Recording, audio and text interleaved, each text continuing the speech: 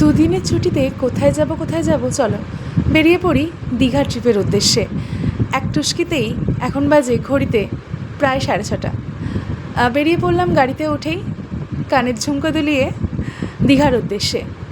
রাস্তায় যেতে যেতেই এই বিস্কিটটা নিয়ে খাওয়া, মাঝে একটা ছোট্ট জায়গায় আমরা চা বিরতি নিয়েছিলাম, তারপরে পুনরায় এমন এই সবুজের সমাহার দিয়ে এগিয়ে চলা।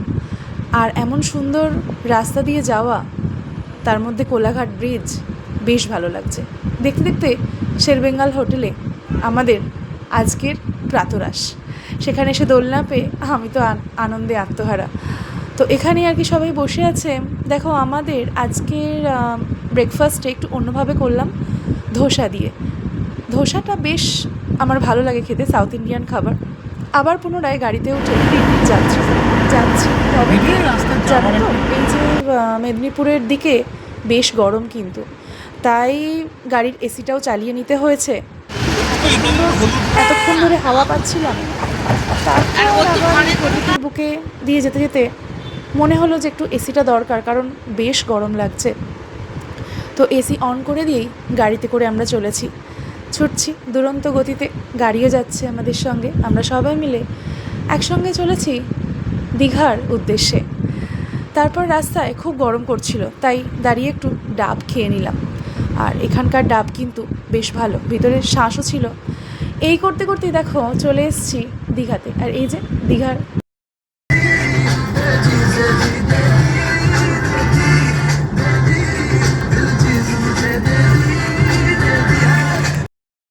বেশ আনন্দ লাগছিল, জানলে তো সবাই, তাই আমি একটু নাচ করছিলাম। যাই হোক, করতে করতে চলে এসেছি আমাদের আজকে যে ডেস্টিনেশন, হোটেল পান্ডাতে।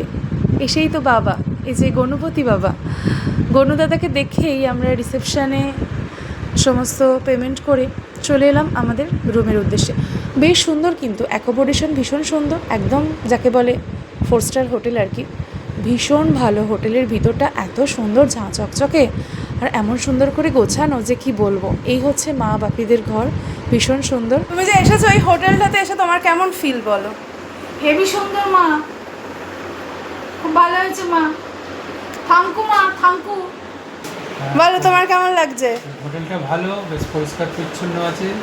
তারপরে এসিটা চলছে, বেশ ভালোই লাগছে। তোমার কেমন লাগছে বলো? দারুণ লাগছে, ঘরটা বেশ ঠান্ডা, এসি চলছে, টয়লেটটা বেশ পরিষ্কার পরিচ্ছন্ন, আমার খুব ভালো লাগছে। কেমন ফিল হচ্ছে? কি ভালো, দারুণ রুম, দারুণ, মানে টোটাল অ্যাম্বিয়েন্সটা দারুণ। ওভারঅল ওনাদের খুব ভালো, সুন্দর আতিথেয়তা, খুব ভালো লাগছে। উনি বলছেন রেকর্ড করো না। সেই পাশে নাটাও তুমি তুলে। এবার বলি আমি যে রুমটাতে আছি সেই রুমটা কীরকম। এই হচ্ছে বেড, আর এসি তো বটেই, কারণ এই গরমে এখানে এসি ছাড়া তো থাকতেই পারা যাবে না। আর এই হচ্ছে আমার ফেভারিট একটা জায়গা, যেখানে আমি সাজবো গুজবো। ড্রেসিং টেবিল পেয়ে গেছি। আর এই হচ্ছে ব্যালকনি। ওয়াও, এই হচ্ছে ব্যালকনি। ব্যালকনি থেকে বাইরেটা জাস্ট একটু দেখা যাবে, এই পর্যন্তই। বন্ধ করে দিই ব্যালকনি, কারণ অলরেডি এসি চলছে। আর এই হচ্ছে কাভার্ড, এখানে জামা কাপড় রাখতেই পারবো। এই হলো ঘরটা। কেমন লাগছে ঘরটা? খুব সুন্দর, অসাম লেগেছে। আচ্ছা, চলে এসছি আমাদের দুপুরের আহারের জন্য। আমাদের যে থাকার জায়গাটি ছিল এই হোটেল পান্ডার একতলাতেই আছে খাওয়া দাওয়ার ব্যবস্থা, রাজকীয় খাওয়া দাওয়া। দেখো, দেখলেই বুঝতে পারবে।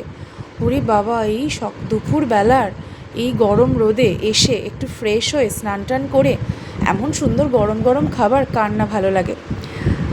তারপরেই বিকাল হতেই আমি একটু সাজুগুজু করে নিলাম, যাব জগন্নাথ মন্দিরের উদ্দেশ্যে। দীঘার যে জগন্নাথ মন্দির হয়েছে, তো এই হোটেল পান্ডার নিচেই ছিল আমার সেই বিখ্যাত জায়গা, যে এখানে আমি দোল খেয়াচ্ছিলাম আর কি। দোল খেতে তো আমার ভীষণ ভালো লাগে। একটু টোটো অটো নিয়ে একটু ঝামেলা হচ্ছিলো, এ বলছে ওখানে, ও বলছে সেখানে। তো যাই হোক, সেখান থেকে আমরা চলে এসেছি আমাদের ডেস্টিনেশনে, এই যে দীঘার মন্দির। এখানে এত বড় জায়গা, এখানে আমি একটু তো নেচেই নিলাম, বেশ ভালো লাগছে, অনেকটা বড় জায়গা। তবে কি বলি জানো, যে পুরীর যে মন্দির সেটা তো একরকম, তবে এটাও একরকম হয়েছে বেশ, অনেকটা বড় জায়গা নিয়ে, এই আর কি। ভিতরে অনেক জায়গায় কিন্তু ফটো তোলা নিষিদ্ধ, কিন্তু তাও আমি একটু আর কি চুপিসারে কোথাও না কোথাও যেখানে যেখানে স্কোপ পেয়েছি আর কি একটু ছবি তুলে নিয়েছি। ভিতরে একটা সরোবর আছে, যে সরোবরটা যখন প্রথম মন্দিরটি প্রতিষ্ঠা হয়েছিল তখন সেই সরোবরে নিচে নেমে ফটো তোলার ব্যবস্থা ছিল, কিন্তু এখন চারিদিকটা ঘিরে দিয়েছে, নিচে নামা যাচ্ছে না। আর আমরা যেহেতু সন্ধেবেলা গিয়েছিলাম তাই আর সেই রিস্কটা আমি আর নিলাম না নিচে নেমে ফটো তোলার। তো ভিতরটা তো শ্বেতপাথরের বাঁধাই করা, ভীষণ সুন্দর, অনেকটা বড় জায়গা নিয়ে, এতটা বড় জায়গা নিয়ে মন্দিরটা হয়েছে। মন্দির প্রাঙ্গণটা অনেক বড়, আর এই যে দেখছো কত লোক সমাগম। দীঘাতে কি জানো তো, একটা সময় না একটা অফ সিজন বলে থাকতো, কিন্তু এখন এই জগন্নাথ মন্দির হওয়ার পরে দীঘার একদম ভোলই বদলে গেছে, সারা বছর লোক আসে। এই যে জায়গাটা দেখলে ওটা ছিল হচ্ছে জগন্নাথের ওখানে নাকি প্রাণ প্রতিষ্ঠা হয়েছিল, এখানকারই সবাই আর কি বলেন আর কি। তো সেখান থেকে আমরা হাঁটা পায়ে চলে এসেছিলাম কিছুক্ষণের দূরত্বেই সমুদ্র সৈকতে। একটু সমুদ্র দেখবো না তা কি হয় নাকি, পা ভেজানো আর হয়ে ওঠেনি, কারণ যা কদিন আগে ঘটনা সমস্ত দেখছিলাম শুনছি, তো সেই সাহসটা আর করলাম না। তো দূর থেকেই দেখি না, সৌন্দর্যটা তো দূর থেকেই ভালো লাগে, নাই বা ছুঁলাম। তারপর সেখানে খেলাম এই যে কুলফি মালাই আইসক্রিম, তারপর খেয়ে দিয়ে চলে এসেছি হাঁটা পথেই আবার এই আমাদের পান্ডাস হোটেলে, তার সামনেই পান্ডাস ক্যাফে আছে। তো এখানে যথারীতি আমার বরমশাই তো মজা পেয়েছে। আর বলতে বলতেই আমরা ফ্রেশ হয়ে তারপর চলে এসেছি আমাদের রাতের আহারে। এই ছিল আমাদের রাতের আহার। আজ তবে এখানেই, দেখা হচ্ছে পরবর্তী একটি ব্লগে।